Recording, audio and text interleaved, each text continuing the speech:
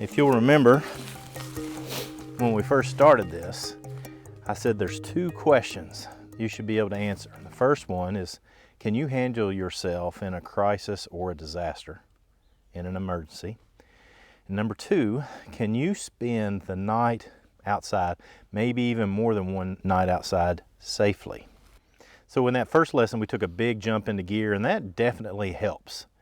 But let me share this with you. I've spent 30 days living out in a wilderness like this with nothing other than a knife. And I did it twice. So you don't have to have all that fancy gear.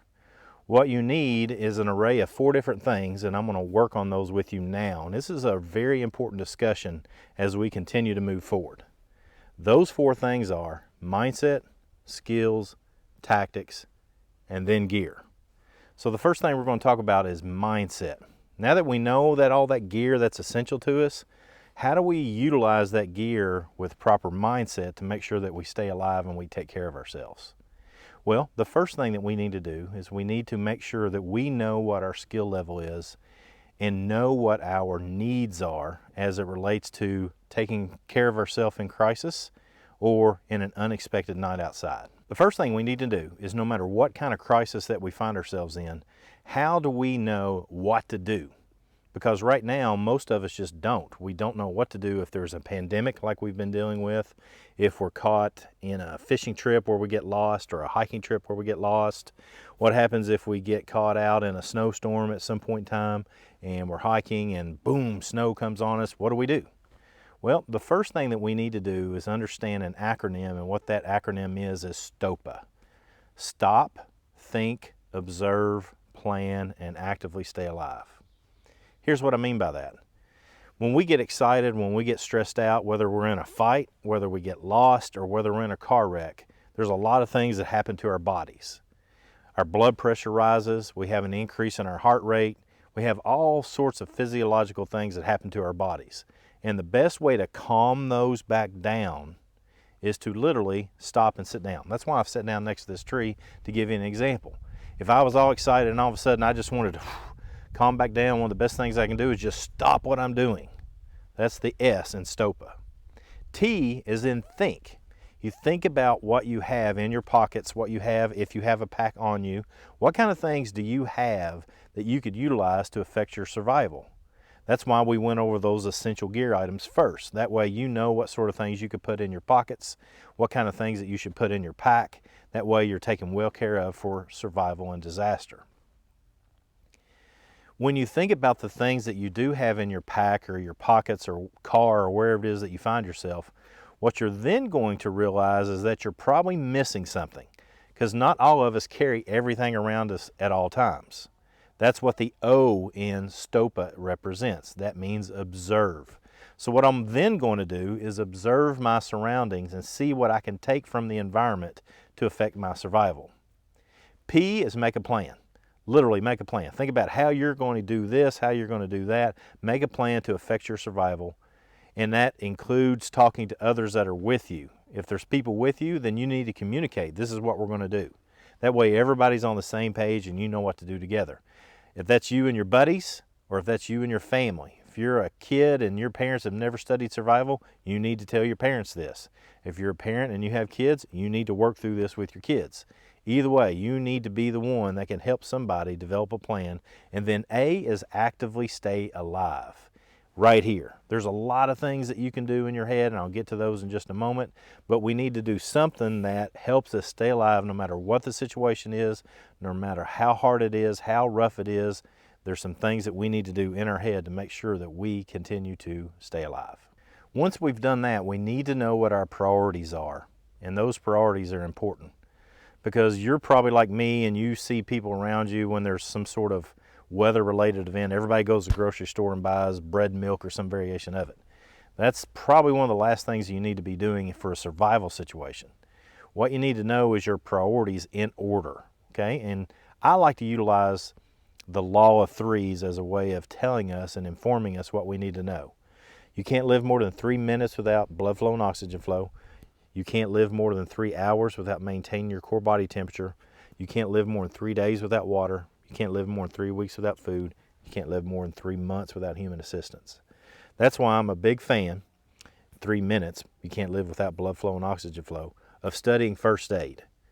American Heart Association, Red Cross, National Security Council, Stop the Bleed. These are all organizations that teach either first aid or trauma medicine.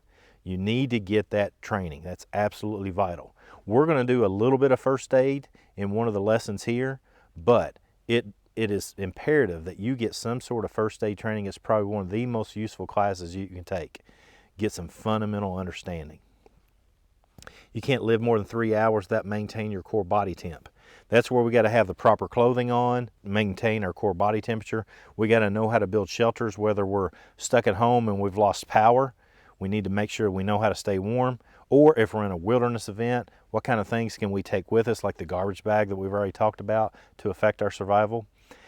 Also, that's going to include, and we're going to have a whole lot of lessons on this in studying on how to build a fire in the wilderness. So that way you know you have the skills to go out, source materials from the outdoors, and build a bomb-proof fire that's going to take care of you and your needs. You can't live more than 3 days without water. Hey, we've already talked about carrying water with us every time we go out. We also need to know how to source water and get the cleanest water we can when we're out here. And definitely I'm going to show you some filter devices that are very inexpensive and very easy to use so that you can get one. Anytime you want to go into a wilderness, it probably is worth your effort to get that piece of equipment and take it with you.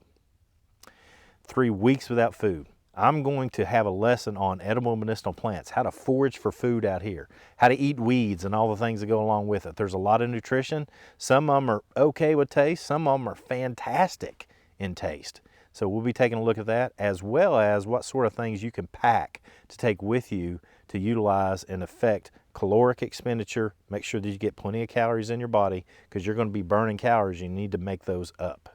And then 3 months without human assistance. One of the things we're going to talk about is our ability to communicate effectively, how to lead others, whether you're a young person, you're leading your parents, or you're a parent and you're leading kids, whatever it is. I want you to be a good leader. I want you to be strong. I want you to have confidence. The last thing I want to make sure that we go over here is what kind of things can we do to bulletproof our mind. So we'll discuss that next. 2 things that we need to do is we need to prepare our bodies and our minds for survival. We're going to take a look at some strategies for each, some things that you can be doing now. These are not things you need to be doing after you find yourself in a survival event or you're stuck outside and you have to spend the night outside. These are things that you can start doing now so that your body and your mind are prepared for it. As far as our bodies are concerned, there's 4 things that we need to focus on so that we can prepare our bodies for survival: endurance, strength, balance, and mobility. Let's talk about each. Endurance is one of those things where you get into some sort of physical activity, and when you feel like you're getting tired, you just keep going, no matter what it is. One of the best ways to do this is to play sports. But if you don't want to play sports, there's all kinds of ways you can do this. One of the ways that I did it was hiking. I loved to hike. I loved to run when I was younger. I loved to walk. I loved to get out and just move. I did a lot of farm work, so that was a way that I developed endurance. If there was a time to pick up hay bales and I felt like I was tired and I couldn't pick up hay bales anymore, well, I look out in front of me, there's another 100 hay bales and I've got to pick them up anyway. Or if I'm playing sports and I'm just too tired and I don't feel like tackling anybody else, well, then I'm going to go out there and tackle somebody else. I'm going to do it. That builds endurance. The best way to build endurance is to get out and do stuff. And your body will want to just stop. You'll get tired, and you must pick yourself back up and continue on. The next is strength. And one of the best ways to build strength is weight training, obviously, but you don't have to lift weights to be able to do it. You can do it with just body weight exercises. Planks are a good one. The dreaded burpee. Man, oh man. Nobody likes burpees, but everybody's body wants burpees because it's really good for your strength and endurance at the same time. Balance. That's one of these things that you can walk around and stand on one leg. Stop. When you stop on that one leg, are you stable or are you wobbling around?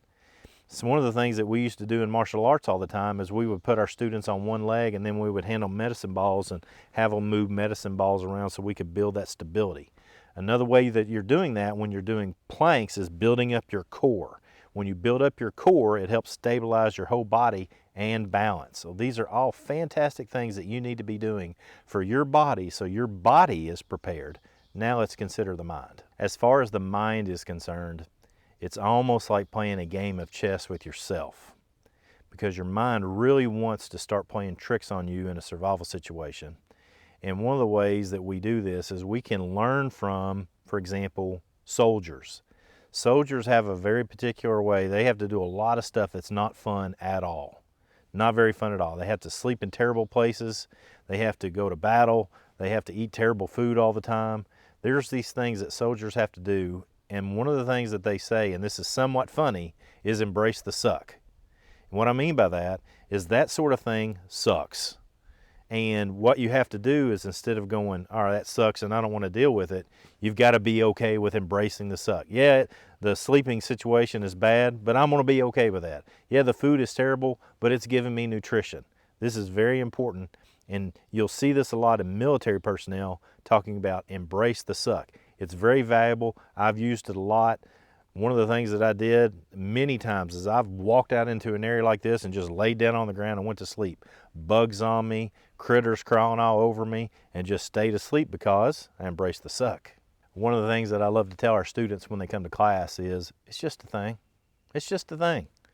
So if one of those bad things happens to you and you don't like it, let's say, for example, that you're building a fire and you've worked really hard to get this fire going, and then all of a sudden it starts to rain and puts it out.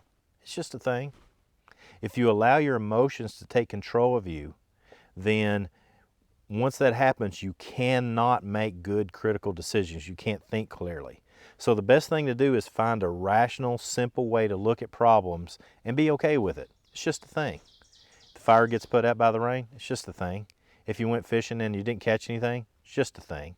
If you're caught outside and you didn't expect to be outside tonight, you don't have any supplies, it's just a thing. It's just a thing, you all. Just deal with it. It's going to be okay. Embrace the suck. It's just a thing. I've got one more for you. Hey, success.